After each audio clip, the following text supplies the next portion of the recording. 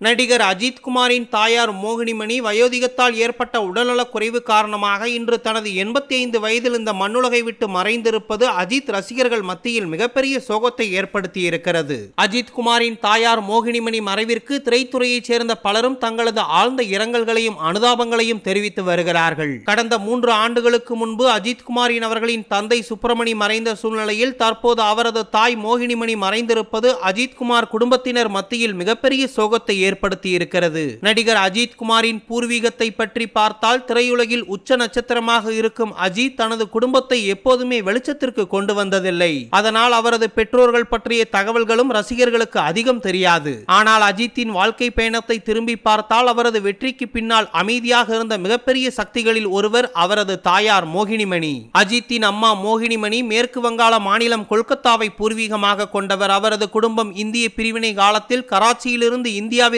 குடிபெயர்ந்ததாக கூறப்படுகிறது. பாகிஸ்தான் கராச்சியிலிருந்து அவர்களது குடும்பம் இந்தியாவுக்கு குடிபெயர்ந்து பின்னர் கொல்கத்தாவில் குடியேறியதாகவும் ஒரு தகவல் உண்டு. மோகினிமணிக்கும் கேரளாவின் பாலக்காட்டைச் சேர்ந்த பி சுப்பிரமணியத்திற்கும் திருமணம் நடைபெற்றது. இந்த தம்பதியினருக்கு அனூப் குமார், அஜித் குமார், அனில் குமார் என 3 மகன்கள் பிறந்த சூழ்நிலையில் இவர்களது 2வது மகன்தான் இன்று கோடிக்கணக்கான ரசிகர்களின் மனதில் இடம் பிடித்திருக்கும் அஜித் குமார். சிறு வயதிலேயே படிப்பில் அதிக ஆர்வம் காட்டாத அஜித் குமார் 10ஆம் வகுப்புக்கு பிறகு பள்ளி படிப்பை தொடரவில்லை. இயல்பாகவே இது எந்த பெற்றோருக்கும் கவலையை ஏற்படுத்தும் விஷயம் என்றாலும் அஜித்தின் தந்தை சுப்பிரமணியம் மகனின் எதிர்காலம் குறித்து கவலைப்பட்டாலும் குடும்பம் அவரை கட்டாயப்படுத்தாமல் அவரது விருப்பத்திற்கு ஏற்ற பாதையை தேர்வு செய்ய அனுமதித்ததாக கூறப்படுகிறது. மெக்கானிக் வேலை, ஆடை ஏற்றுமதி நிறுவனம், வியாபாரம், மாடலிங் என வாழ்க்கையில் பல கட்டங்களை கடந்து சென்ற அஜித்தின் ஒவ்வொரு முயற்சியையும் அவரது குடும்பம் அமைதியாக ஆதரித்தது. மாடலிங் துறையில் இருந்தபோது ஒரு விளம்பரத்தில் நடித்த அஜித்தை கவனித்த ஒளிப்பதிவாளர் PC ஸ்ரீராம் அவரது வாழ்க்கையில் ஒரு திருப்பு முனையை ஏற்படுத்தி இருக்கிறார். ஹைதராபாத்தில் பிறந்து வளர்ந்த அஜித் குமாரின் நெருங்கிய நண்பர்தான் பிரபல பின்னணி பாடகர் SPB அவர்களின் மகனான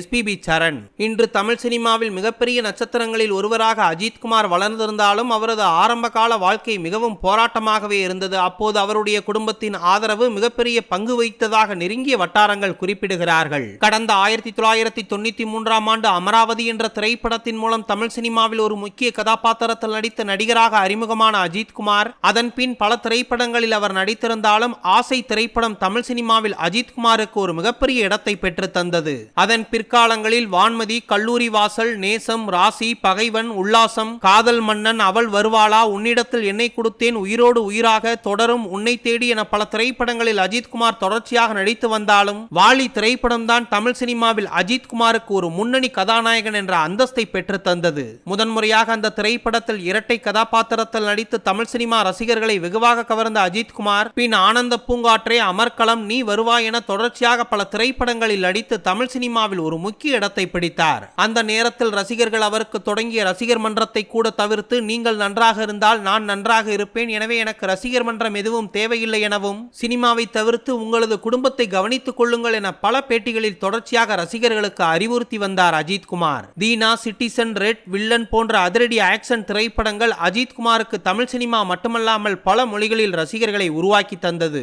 தனக்கு போட்டியாக விஜய் இருந்தாலும் அஜித் குமாரின் திரைப்படங்கள் தமிழ் சினிமாவில் தனி வரலாற்றை பெற ஒரு கட்டத்தில் அதிக தோல்வி படங்களை தந்த கதாநாயகன் அஜித் குமார் என்ற முத்திரையும் அவர் மீது குத்தப்பட்டது. இருந்த போதிலும் அவரது ரசிகர்கள் அஜித் குமாரை கைவிடாமல் இருக்க 2007ஆம் ஆண்டு பில்லா திரைப்படத்தின் மூலம் மறுபிரவேசம் எடுத்த அஜித் குமார் மங்காத்தா, ஆரம்பம், வீரம், என்னை எறிந்தால், வேதாளம், விவேகம், விஸ்வாசம், நேர்கொண்ட பார்வை, வலிமை, துணிவு, விடாமுயற்சி, குட் பேட் அக்லி என 50 வயதை கடந்தும் தமிழ் சினிமாவில் பரபரப்பான கதாநாயகனாகவே இன்றும் அறியப்படுகிறார். தனது கலை சேவைக்காக மாநில அரசின் கலைமாமணி, மத்திய அரசின் பத்மபூஷன் என உயரிய விருதுகளை வென்றிருக்கும் அஜித் குமார் கடந்த 2000ஆம் ஆண்டு நடிகை ஷாலினியை காதலித்து திருமணம் செய்து கொண்டார். ஒருபுறம் திரைத்துறையில் பிஸியாக நடித்துக் கொண்டிருந்தாலும் மறுபுறம் கார் ரேஸில் அதிகப்படியான ஆர்வம் கொண்ட அஜித் குமார் சொந்தமாக அஜித் குமார் ரேசிங் என்ற நிறுவனத்தையும் தற்போது நடத்தி வருகிறார். அதன் மூலம் பல்வேறு நாடுகளில் நடக்கும் கார் பந்தயங்களில் தனது அஜித் குமார் கார் ரேசிங் சார்பாக பங்கேற்று இந்தியாவுக்கு பெருமை சேர்த்து தந்து கொண்டிருக்கிறார் நடிகர் அஜித் குமார். அஜித் தனது பெற்றோர்களை பற்றி பொதுவாக அதிகம் பேசியதில்லை. ஆனால் அவர் பேசிய சில அரிய தருணங்களில் பெற்றோர் மீது வைத்திருந்த பாசம் வெளிப்பட்டது.